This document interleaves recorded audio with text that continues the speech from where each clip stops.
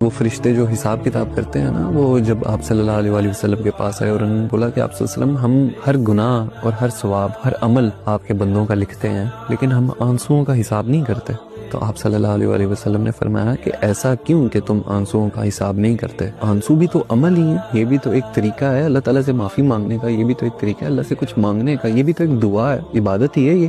تو فرشتوں نے بولا کہ آپ صلی اللہ علیہ وآلہ وسلم، آنسو جو ہے نا، ان کا حساب اتنا بڑا ہے کہ ہمارا سارا حساب کتاب خراب ہو جاتا ہے۔ کتنا بڑا؟ ایک آنسو کا کتنا ہی حساب ہوگا؟ بولا کہ ایک آنسو ہے نا، اگر انسان کی آنکھوں سے گرے تو اس کا حساب ایسا ہے کہ جہنم کی آگ، جتنی بھی آگ ہے نا، اس پر حرام کر دی جاتی ہے۔ ہم ایسا حساب نہیں کر سکتے، یہ حساب کتاب کرنے کے لیے اللہ تعالیٰ کا ایک اور نظام ہے، یہ ہم نہیں کر سکتے۔ اتنا مشکل حساب ہے ایک آنسو کا کہ ہم یہ کر ہی نہیں سکتے۔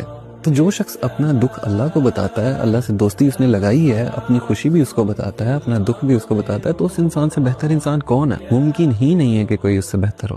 وہ فرشتے جو حساب کتاب کرتے ہیں نا، وہ جب آپ صلی اللہ علیہ وآلہ وسلم کے پاس آئے اور انہوں نے بولا کہ آپ صلی اللہ علیہ وسلم، ہم ہر گناہ اور ہر ثواب، ہر عمل آپ کے بندوں کا لکھتے ہیں، لیکن ہم آنسوؤں کا حساب نہیں کرتے۔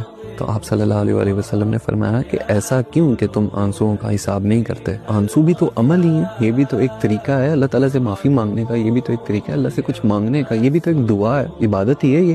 تو فرشتوں نے بولا کہ آپ صلی اللہ علیہ وآلہ وسلم، آنسو جو ہے نا، ان کا حساب اتنا بڑا ہے کہ ہمارا سارا حساب کتاب خراب ہو جاتا ہے۔ کتنا بڑا؟ ایک آنسو کا کتنا ہی حساب ہوگا؟ بولا کہ ایک آنسو ہے نا، اگر انسان کی آنکھوں سے گرے تو اس کا حساب ایسا ہے کہ جہنم کی آگ، جتنی بھی آگ ہے نا، اس پر حرام کر دی جاتی ہے۔ ہم ایسا حساب نہیں کر سکتے، یہ حساب کتاب کرنے کے لیے اللہ تعالیٰ کا ایک اور نظام ہے، یہ ہم نہیں کر سکتے۔ اتنا مشکل حساب ہے ایک آنسو کا کہ ہم یہ کر ہی نہیں سکتے۔